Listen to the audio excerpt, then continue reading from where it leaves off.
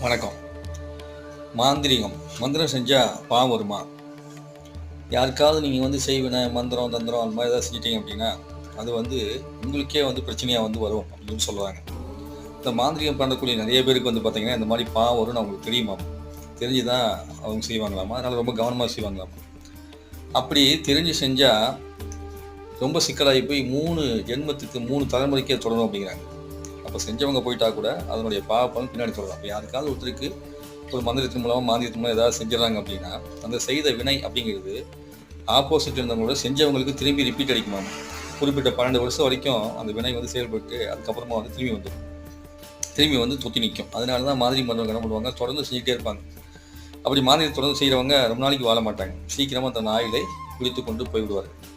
அதனால் முடிஞ்ச அளவுக்கு மாந்திரிகத்தில் இருக்கிறீங்க அப்படின்னா, அதை இறைவனுக்காக மட்டும் செய்து பாருங்கள். மற்றபடி பணத்துக்காகவோ பதவி